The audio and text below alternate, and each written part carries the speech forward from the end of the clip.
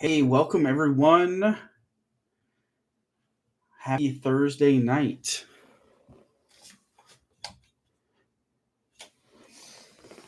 Two weeks in a row, we're doing this live stream. So, welcome. If you're here, make sure to let me know where you're from.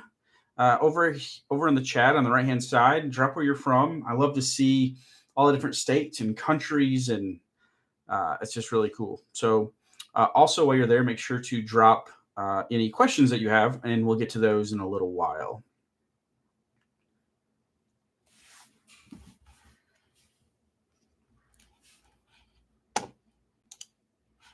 Let's see here. All right. If you are new, people are going to be coming on here slowly as the notifications being sent out. So I'm just going to do a little talking. Welcome, Protect Your Digits Creations from Long Island, New York. Glad you're here. So if you don't know, I'm Andy, and so last week was our first week doing a live stream, and so I'm trying to get in the routine of doing these more. It's something that I want to do more of because I feel like it's so hard to for me, just as a consumer, to get to know someone as just through a long form YouTube video.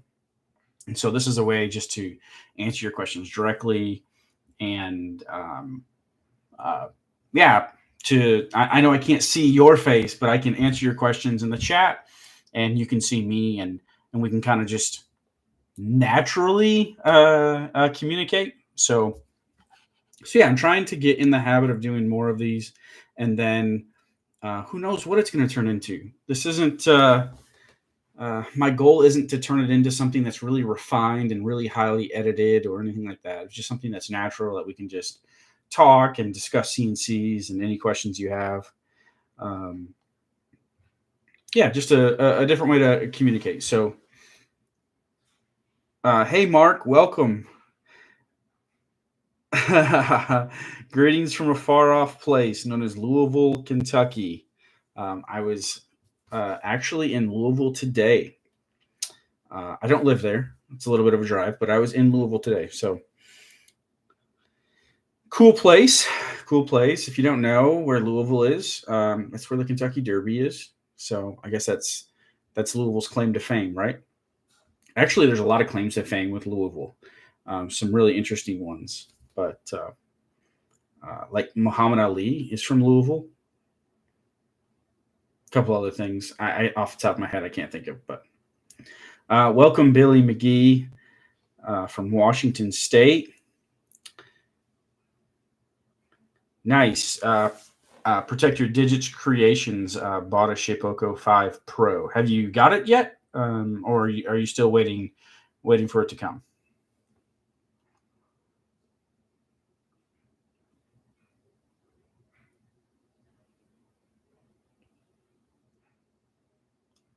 Cool. Yeah, let me know. I'm always curious where you're at. The anticipation of getting a new CNC is high, and I know some of the lead times are there's a little bit of a wait. So, oh, okay, yeah, you've got it, but you're renovating the shop. I get that. I'm renovating the shop as well. Cool, Mark. I appreciate that. So a couple things. Oh, nice, Kevin. Your new CNC came in today. Exciting day. That's awesome. That is awesome. Which CNC did you pick up?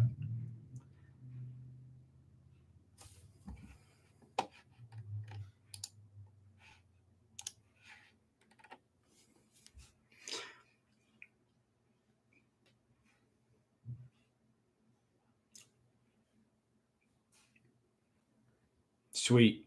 The one Infinity Elite Woodworker. Fantastic. Make some sweet things with that machine for sure. Well, hey, while we wait for people to jump in here, like if you don't know me, and another thing too is, oh, you won't be home until Saturday. That stinks. But anyways, but if you don't know me, So you can watch these after the fact, so you can come back and watch these. So for the people that are watching this afterwards, and for the people that don't know me here, I figured I'd give just a little introduction. Obviously, you see me in YouTube videos, but I do live in Kentucky, here in the United States. I'm not originally from here. I'm originally from Michigan, but I've lived here for a decade now, which is pretty crazy. And so I started like woodworking DIY projects back in 2014. I was always doing projects, but 2014 when we bought our first house, we did a ton of work. So that's when I kind of started accumulating tools and things like that. But it wasn't until 2018 when CNC really caught my eye, and I bought my first CNC. My first CNC was a Shapeoko 3 XXL. And at that time, I've told this story before, but at that time there was the market was a lot different. I know we're only talking, 2018 was 6 years ago, and in technology terms, 6 years ago is a long time. But basically, my choices were between an X-Carve and a Shapeoko at that level. There's other CNCs around, but for my budget and just getting into it, that's what I was looking at. And based on my own research, I went with the Shapeoko just because it seemed like a more robust machine and more put together, the whole package, right? And yeah, I'm glad I made that decision. And I don't have that exact CNC, but I still have a Shapeoko Pro in my shop, which is in my basement shop that I'm currently trying to finish the new shop so I can get all of my tools in one place, because right now they're scattered all around. But yeah, so in 2018 I started that, and I had been, I guess, a year prior I had started making like building things and selling them like traditional. So 2017 traditional woodworking projects, and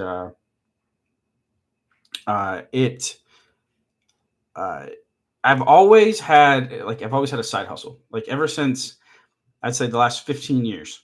I say 15 years because that puts about 15 years ago I started my first business, and I did landscaping and snow removal in Michigan, and so ever since then I've had some kind of side hustle. I've always tried to make a dime somehow, and that's how CNC got my attention. So I started doing that with the CNC, and it just started snowballing one thing after another. And then in 2020, I started a YouTube channel because I have a friend who lives here locally, and he was on YouTube and he was having some success. He's actually very successful on YouTube, and talking to him, and I was just like, wow, that's really cool. So I started sharing different DIY projects, and finally found my way into CNC. And so the last 3 years, I've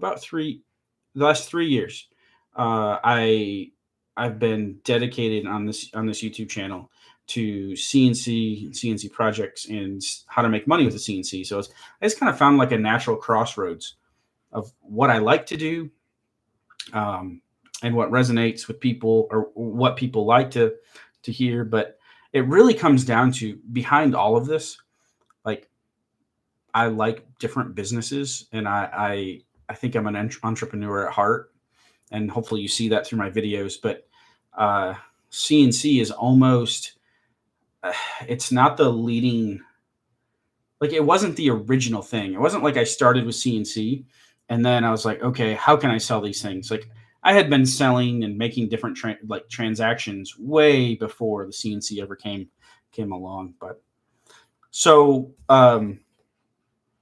yeah, so the rest is history. It's 2024. Just crossed 100,000 subscribers here on YouTube. Thanks to you all. It's just crazy. It's been a crazy wild ride, and it's a lot of fun. And so I appreciate everybody that has followed and supported and liked and all the different things. But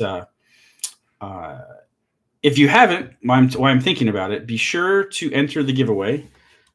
that's going on. I'm giving away a CNC. So if you don't have a CNC, that'd be a great way to have the chance to get one. I'll drop a link in here. And also, there'll be a link at the bottom in the description too. So we still have 13 days until that closes, but that's to celebrate reaching 100K here on the channel.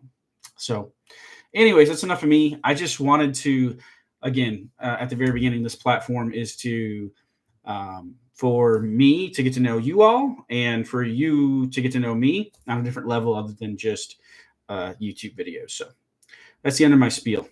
All right, let's look here. Make sure you drop your questions in the chat and let me know. Let me know what questions you have. All right, let's go back up here to the top, looking at the chat here. Billy McGee, welcome. You said you have an X-Carve 1000 right now. It's in the middle of some upgrades. Sweet.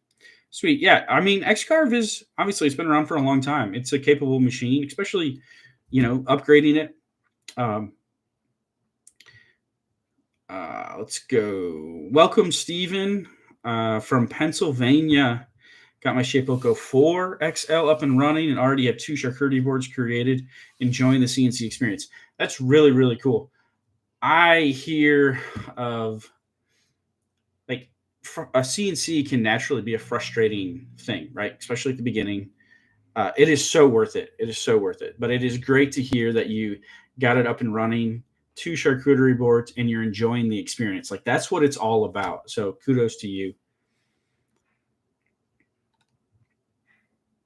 All right. Protect your digits. Andy, if I win, can I give it away to someone who doesn't have one? Yeah, for sure. That would be really cool.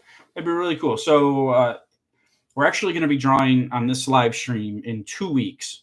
So, if that happens, we'll arrange something. And I think that's really cool.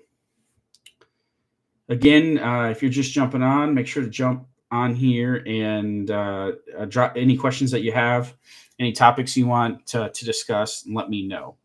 Welcome, Steve. Glad you're here. Steve is asking, so feel free to chime in the chat here.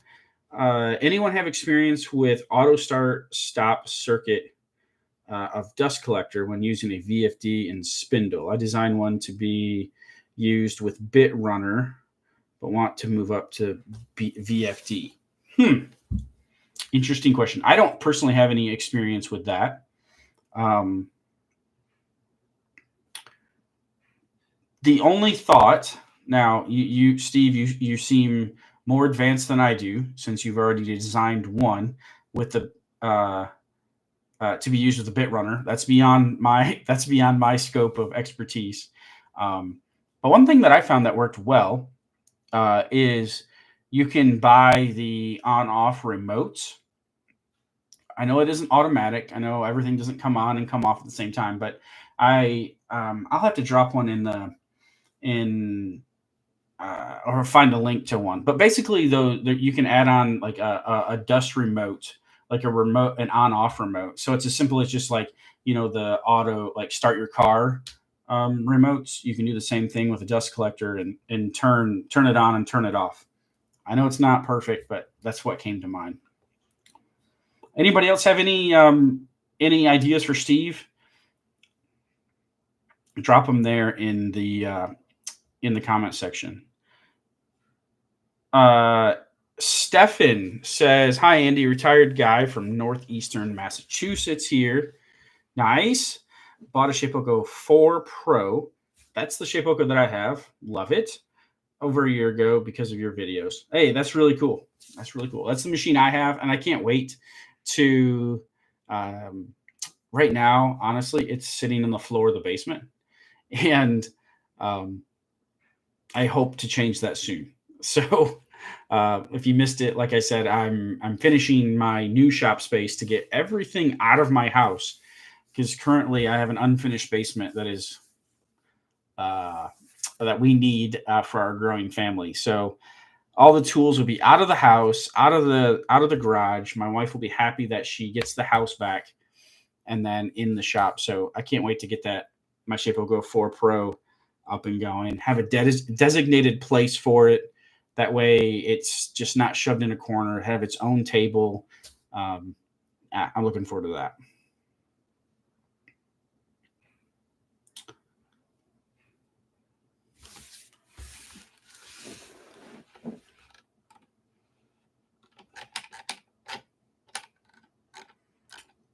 Awesome. Yep. Like I said, be sure to get any questions in there, and yeah, we can chat about them, or any topics you want me to chat about. I'm happy to do it.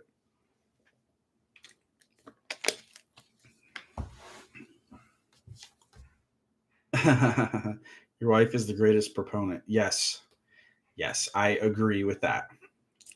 I agree with that for sure.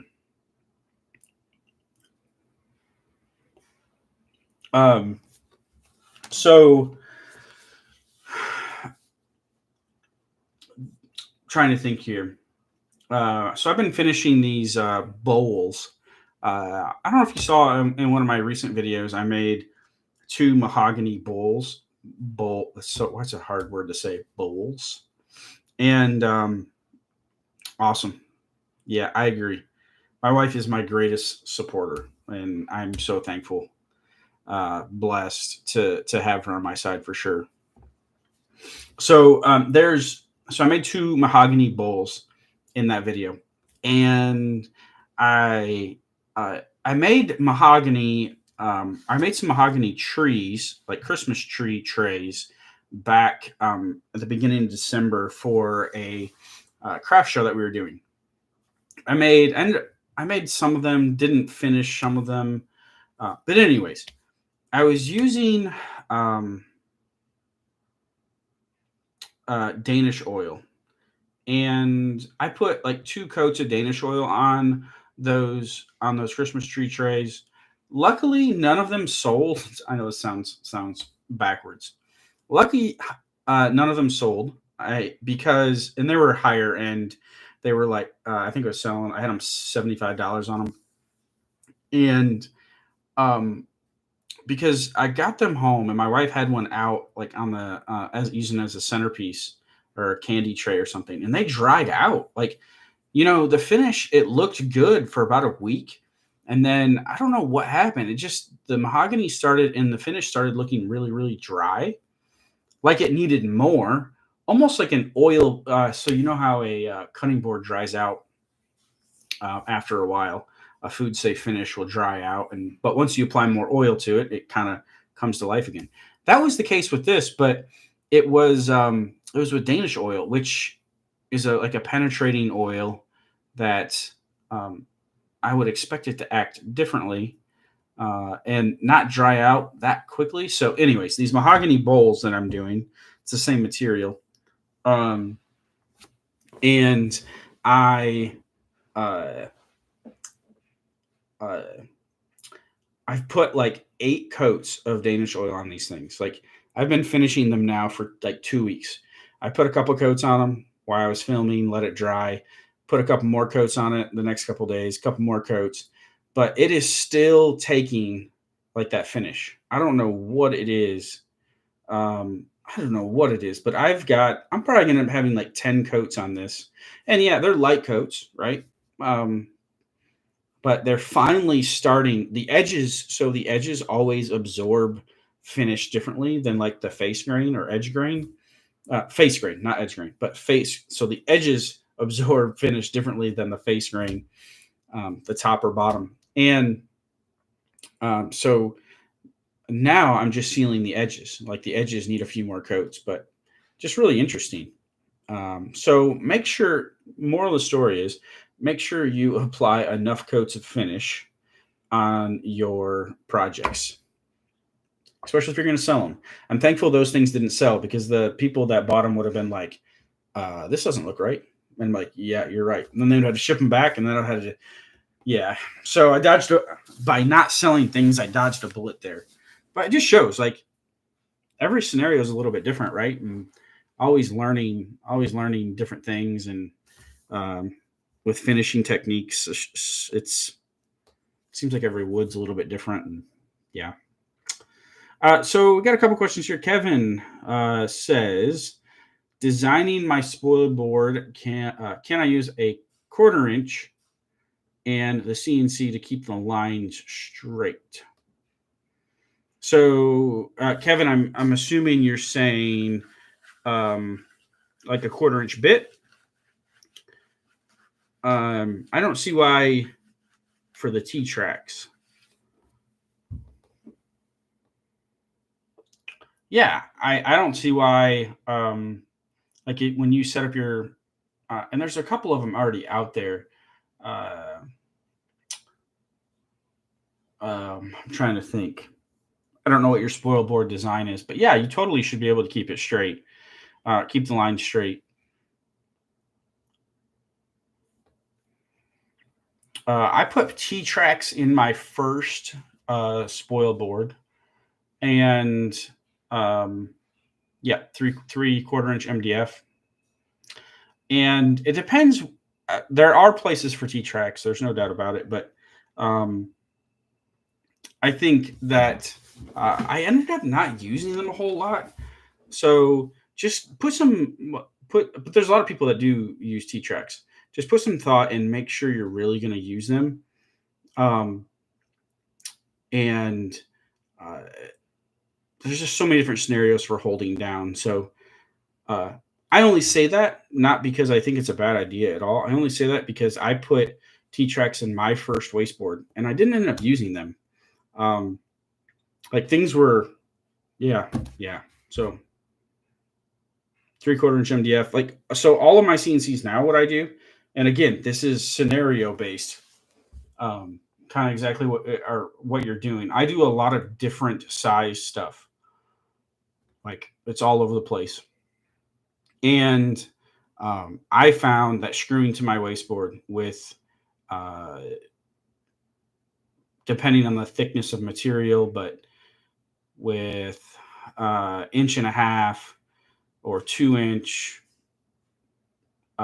deck screws is the way to go. Now, I know people are like, well, you could hit them. Yeah, but you could also hit clamps sticking up as well, which I've done that.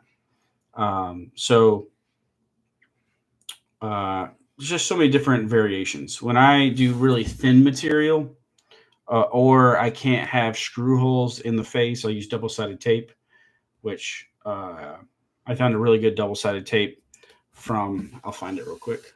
If you guys don't find it.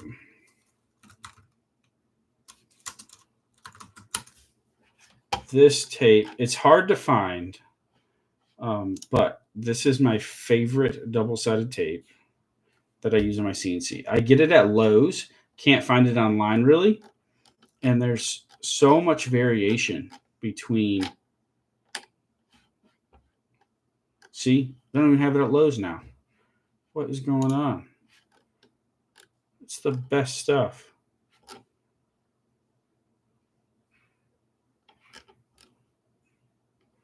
Okay, I found it. Let's see if it's on Amazon. Sorry, I'm getting sidetracked, but okay. So, but it's called Sure Tape, SHUR. None of these links are opening. Sure Tape, professional carpet tape. And it looks like this. Here. Snip this. No. Don't have a link, but at least you'll be able to. Why does the good stuff always get discontinued, right?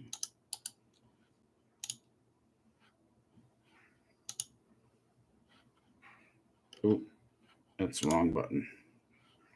All right, you have to trust me, and I'll look on. I'll get the link because it's not letting me paste it. It's not working. It's all good. But double-sided tape, there's a lot of different different kinds out there. I've used some of them that are absolutely junk, and it just depends. But this one I found to be really, really good. All right. Matthew says, Andy, have you ever used a pin nailer to hold down? Yes, I have. Pin nailer works good. I know some people that use it all the time. Um,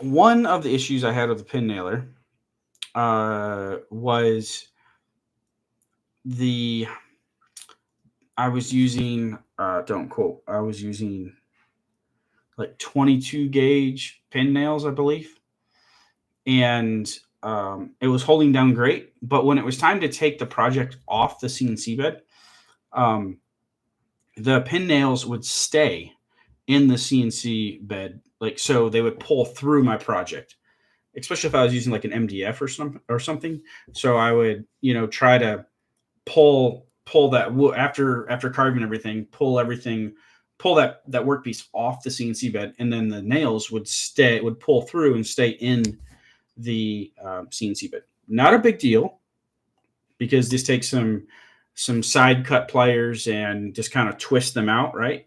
But it's kind of got tedious. Excuse me. It's kind of got tedious, and then some of them would get broken off in the wasteboard, and um, not a big deal. I know a lot of people that do it though, so it's just pros and cons. I honestly, every work holding that I've ever done, it comes back to I'm just going to screw it to the wasteboard, or I'm just going to use this double sided tape. Like other ones can be used, but that's just what I've come back to.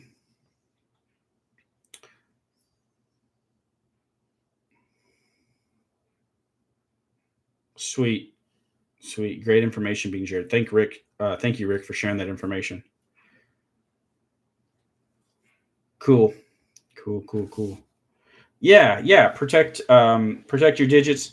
The blue tape and Starbond CA glue, or any CA glue, works really great. So what you do is you lay down a layer of of blue painter's tape on your CNC bed, and then you put a layer of that same tape on the back of your project, and then you put CA glue on one side. Let's say you put it on the table side on top of that blue tape, and then you can spray accelerator on the project side, the blue tape, and stick it together, and that works really, really well.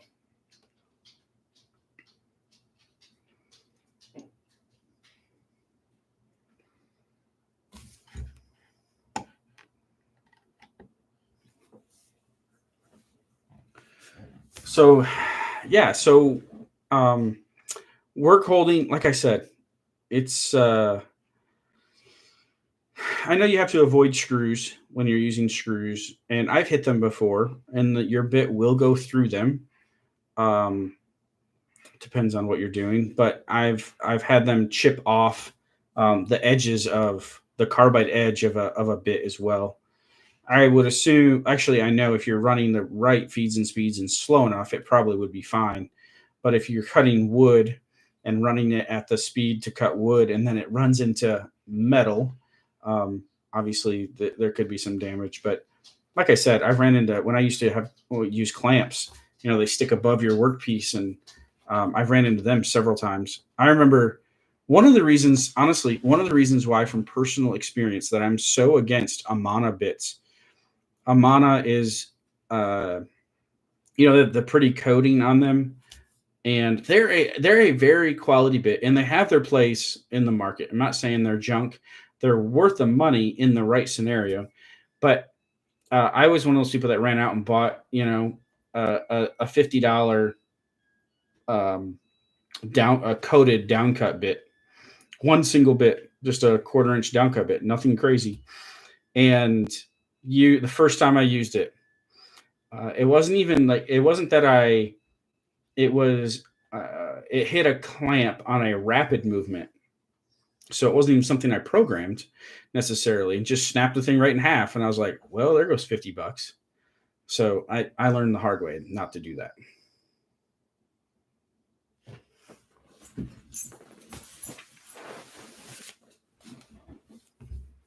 Oh, wow. Wow, Billy. Use the CA glue sparingly. I used too much once and had it break my workpiece off, or had to break your workpiece to get it off. That's crazy. That's cool. That's cool. Protect your digits. I'm sure they're great people. Um, they make a great product. Do I think the new CNCer with no experience should chuck up an Amana bit into the CNC the first time they use it? I disagree with that. But in production settings, like they make a lot of a lot of their customers are really high end, like machinists. They're not just in the hobby. They're not just in the hobby side, but Tools Today pushes or sells Amana bits as well, and they've got a pretty good audience in the hobby CNC woodworker kind of niche.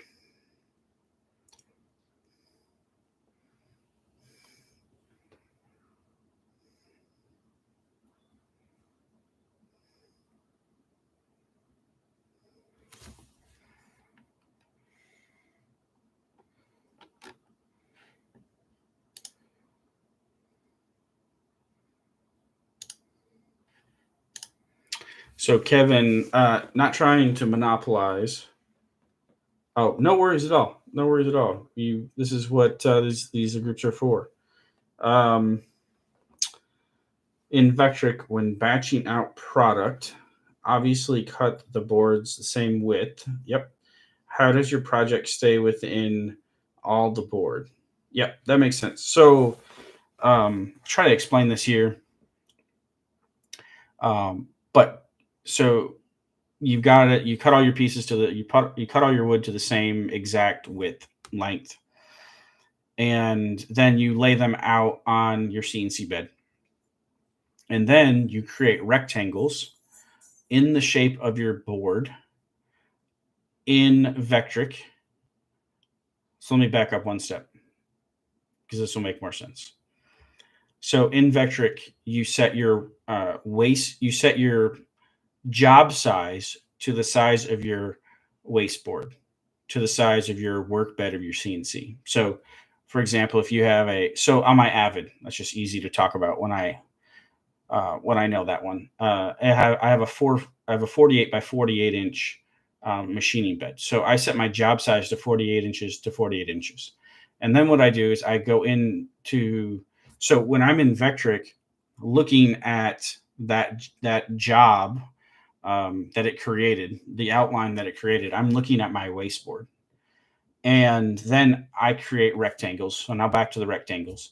So then I create rectangles that are the exact size of my boards. And then I stack and lay out the boards on my waste board or on my. So the way that I'm going to stack my boards on my CNC bed is the same exact way I'm going to stack the rectangles in the software on the bed, if that makes sense. So it's like they're like mirror imaging each other. Yeah, let me know if that doesn't make sense, Kevin. But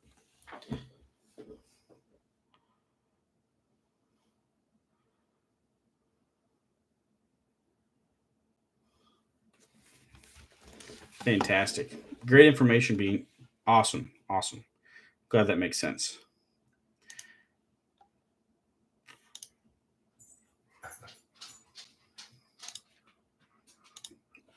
Cool. One more thing I wanted to share tonight.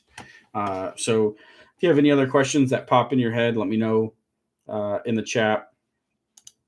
But I've got something that I need your guys' input on, and kind of like what you would like to see. So I've got a collaboration coming up with Nick from Bro in Wood. I say Broin Wood, but it's Brother in Wood is the name of his YouTube channel. Great guy. Here, I'll drop a link to his YouTube channel if you don't know who he is. Fantastic work. Like really, really, really nice work. Does some of the, yeah, Kevin, great stuff. Does fantastic wood inlays, and he runs a business, sells completely custom cutting boards with very high end inlays. Like if you look on his website, some of his highest end cutting boards, like a $1,500 cutting board. So yeah, he does. He does, Stefan. He is very, very talented. So him and I live within traveling distance of each other, and a little bit of a drive, but we've been meaning to sweet. We've been meaning to make this happen for a little while now. And so collaborations are really interesting. They can go so many different directions, but obviously the whole goal is to just introduce him to my audience, and then for me to introduce, or for him to introduce me to his audience. And like it's like, what's the best way to do that? So we've been throwing around some different ideas, and so there's not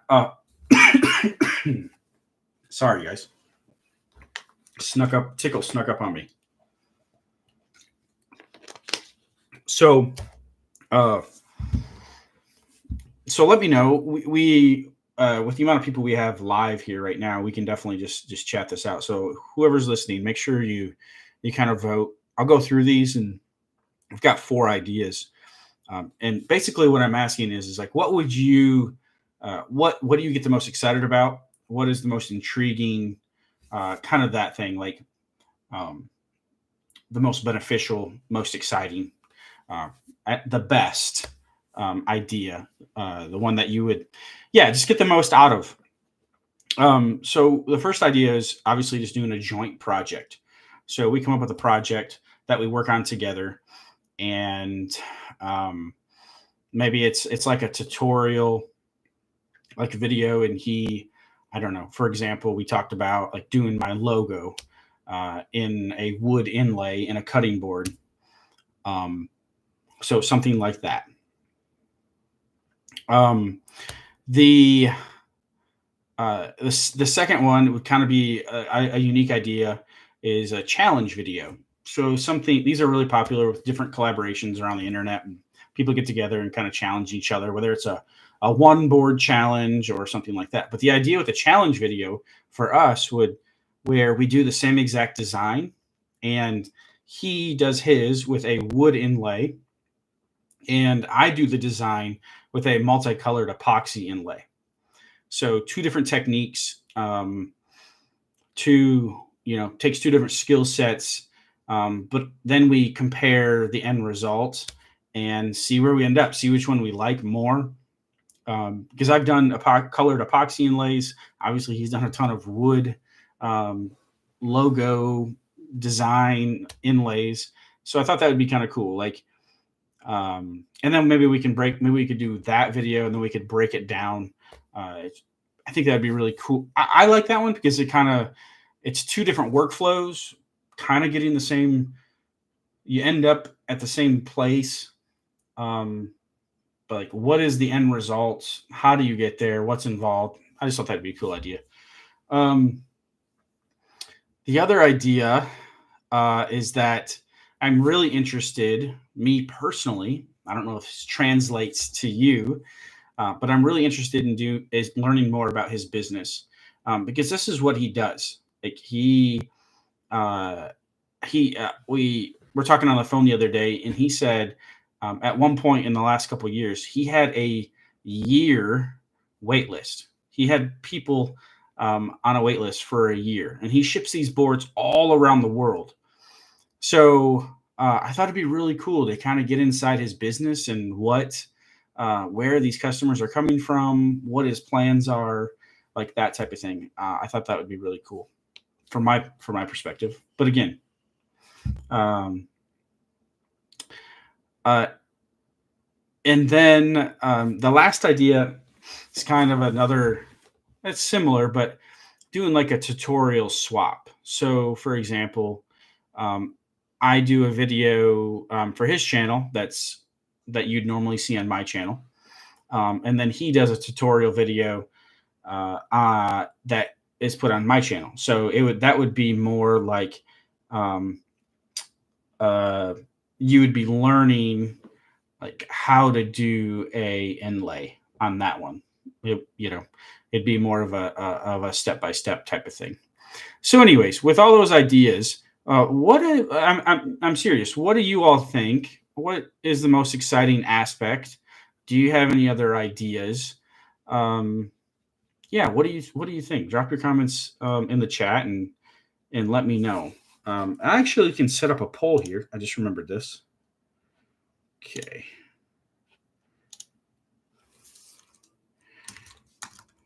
Collaboration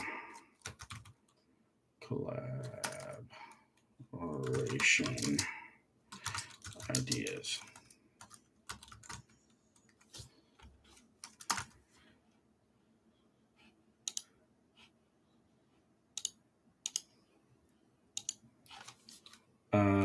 Joint project.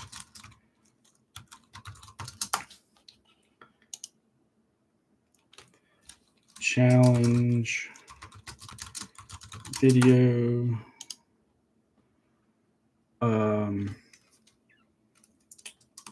Q and A session.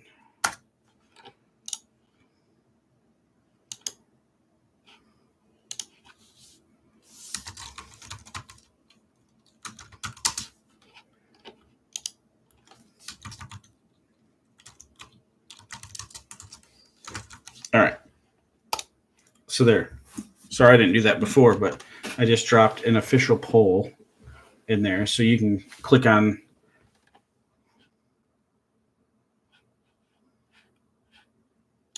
Let's see here.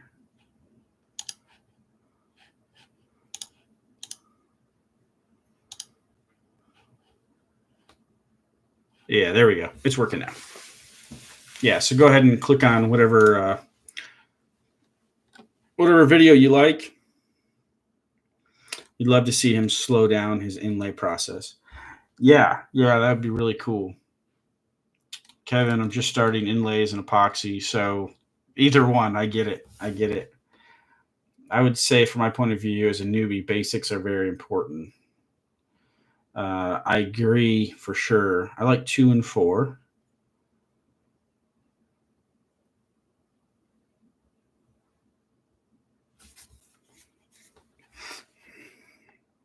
Yeah, for sure. I won't change my style.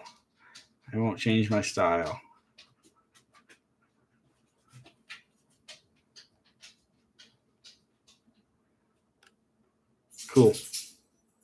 Oh, I like that, Rick. Joint project. I started and he finished it. That could be really unique. Ken, 2 and 4. Okay. I like that.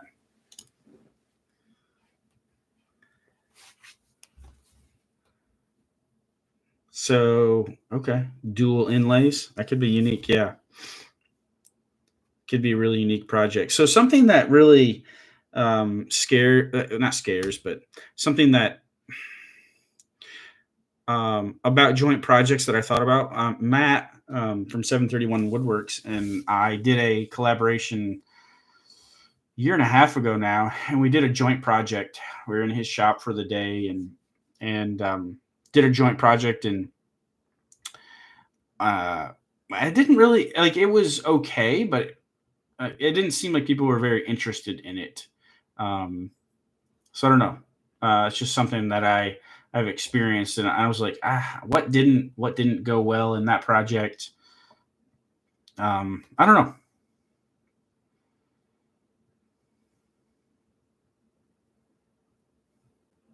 Yeah, Mark, and that's what kind of the idea of that tutorial swap. It would kind of be like the most beneficial for everyone. Like we. I guess the broadest impact, like taking because you all know the things that I talk about here, obviously, because you're here on my channel, but hearing his point of view and then me his channel, hearing my expertise.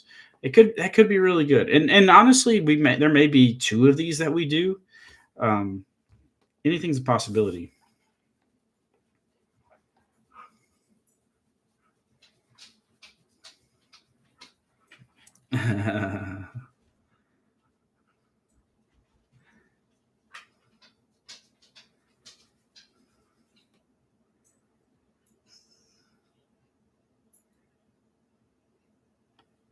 Fantastic. All right. Yeah. Great. Yeah, it's as I talked about a little bit before, um, YouTube. Like, I think it's really important. Um, this is YouTube wide. Uh, with our short attention spans, generally, right? I'm not talking about you individually, but generally, like if a video doesn't get viewed, um, like that's a problem. All right. Uh, and so it's a balance of like keeping the pace up and then slowing down and teaching. And that's why I want to develop like this, like live stream where we can, I can talk more in depth about the different topics. Where in YouTube, if I took an hour to talk about work holding, like some of you would absolutely love it, but the majority of people would be like, this is boring, right? So it's just hitting that happy medium. Thank you, Kevin. Yeah, we I reached out to Nick on this collaboration 2 years ago, and we were like, we want to make this happen, and then we kind of lost track of time and each other, and so I reached back out to him this year, and I said we got to make this happen. So we're like making it happen. So we're actually doing this next month. So look for this video. Should be um, it should be out by the end of February. Would be my guess. I hope. Don't hold me to it, but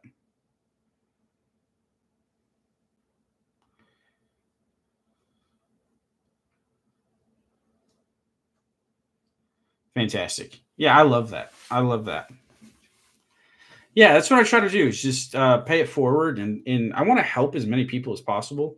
And helping with CNC is one thing, but like I shared at the beginning of this, my kind of my expertise and where my experience lies is in business, and it's something that I'm really passionate about still to this day. Um, and so it's just kind of you got to stay true to yourself, um, and help. I want to help as many people as I can with what I've learned, and yeah, kind of my strengths, right? Because there's some fantastic like CNC tutorials out there, like stripping it down to the bones, and like that's necessary, definitely at some point, and I don't mind doing it in like this, but in a long form YouTube video, just they never just go over well, and so different formats is the answer, not necessarily uh, trying to fit everything into one format, if that makes sense.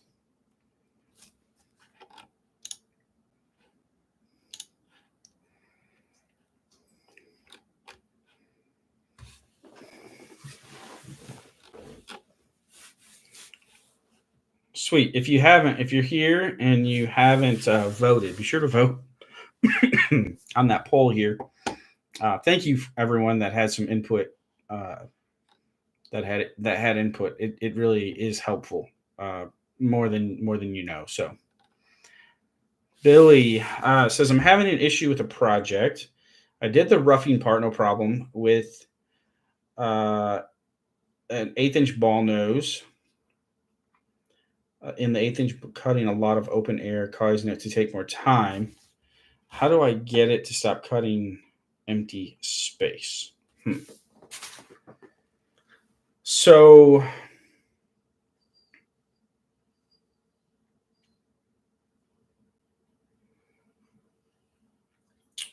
I would say that.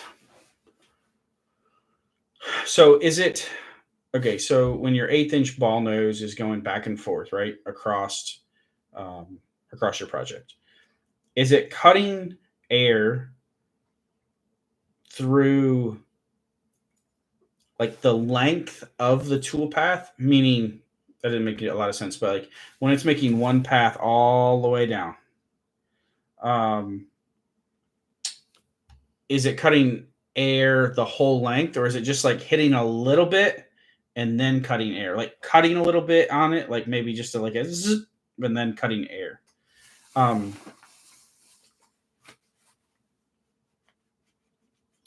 yeah, it would be easiest to look in the software. I don't know what software you're using, but it has to do with one of two things: either your um, the STL file that you're cutting or the model that you're cutting. Um, that could be causing it, or it could be a setting in your software. Uh, but but yeah, that's just kind of my thoughts off the top of my head, Billy.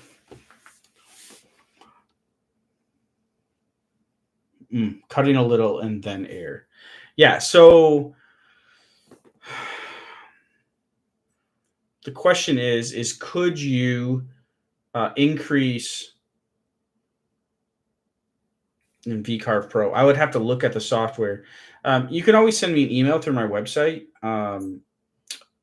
andybirdbuilds.com, and click contact and enter the information into that form. And sometimes it's easier for me to do that. Uh, yep, there's Max. There's Max down there. Steve, thank you for being here. Yes.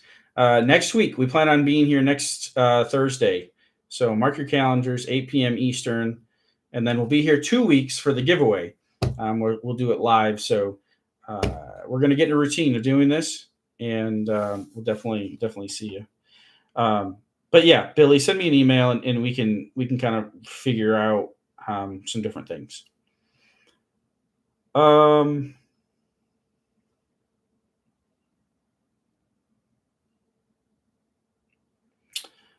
Mark, we've got about 8 minutes here. You feel free if we have time to do it, Mark. You have a very long ass suggestion that would help noobs. I'm not sure if you want to clog up the chat. You can always drop it here, and we can see what we can get through. If we can't get through it all, then we just won't get through it all.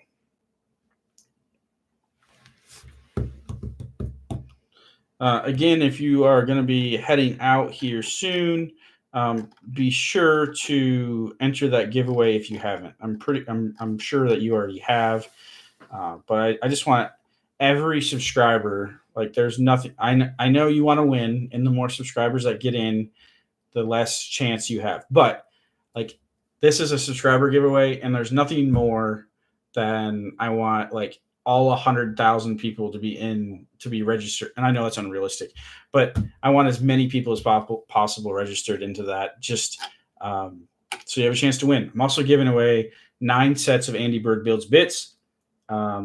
So there'll be a total of 10 winners named 2 weeks from tonight.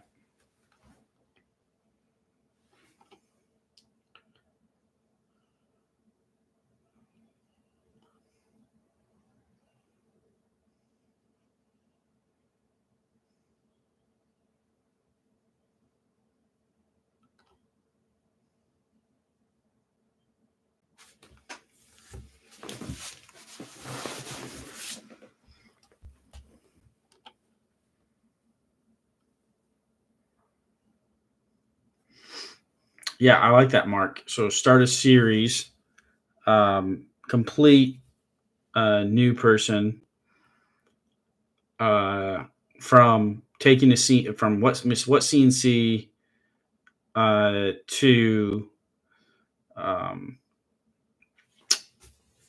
to how to maintain it, what product. Hey, thanks, Matthew. Have a good night. Thanks for being here. Hopefully, see you next week. weekly homework task for us to do, and then catch up live each week for the folks enrolled in the series, plus anyone else who wants to join in. Sweet. I think it's a great idea. I think it's nice, Ken. Welcome.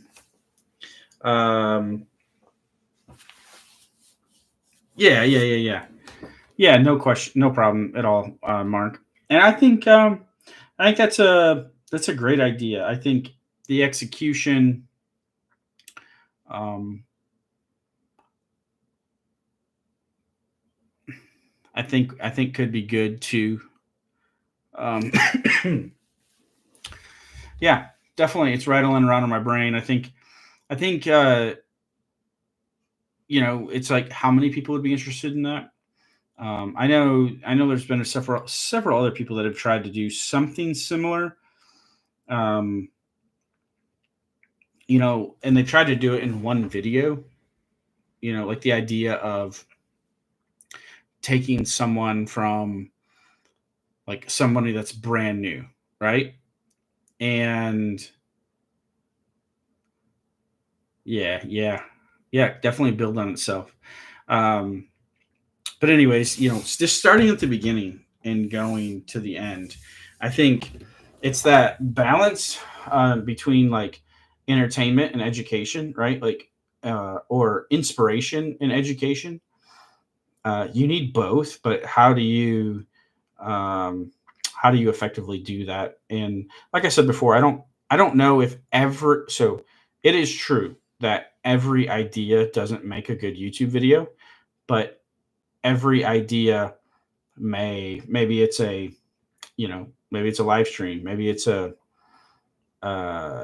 a mini course, or maybe it's several videos just put together in a playlist or something like that. But there's just a lot of different ways to package it, right? And then you have you have shorts, and you have all the different social media stuff. Just makes your head spin. But man, Mark, I appreciate the idea. And what's really cool is, like, as we go through these things,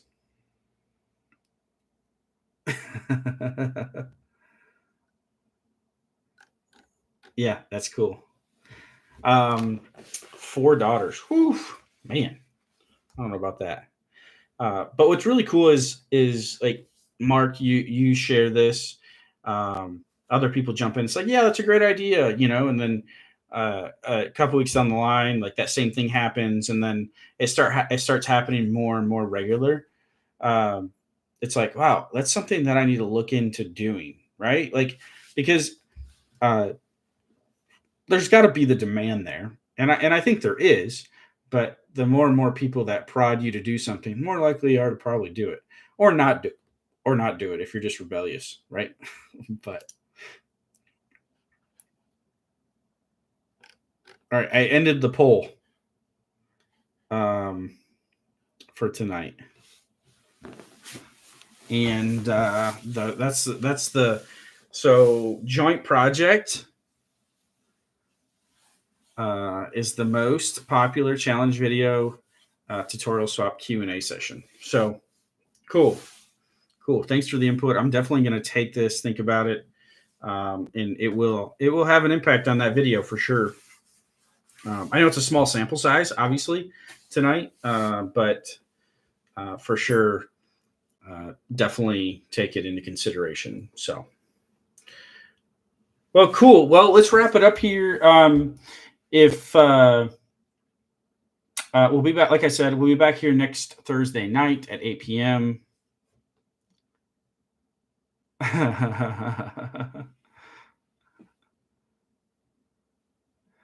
Right. Yeah. Cool. Well, you survive. Make sure you survive with living with 5 women. That's fun.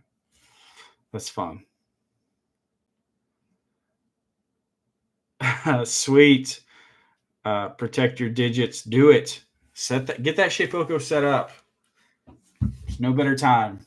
It's intimidating, I know, but get it set up one step at a time, and get that thing running in the first project you do.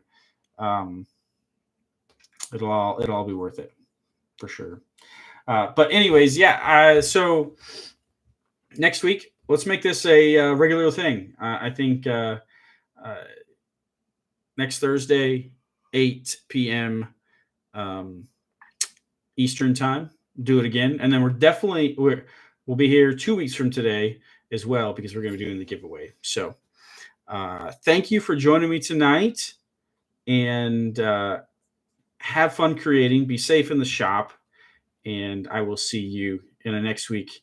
I've got a new video coming out for you, probably this weekend. It's about 6 Valentine's Day projects in there. So it's a good one. And I walked through a project that I made for my wife for Valentine's Day. So I'm thinking Sunday morning that one will be out. But I hope you're doing well. Have a good night. See ya.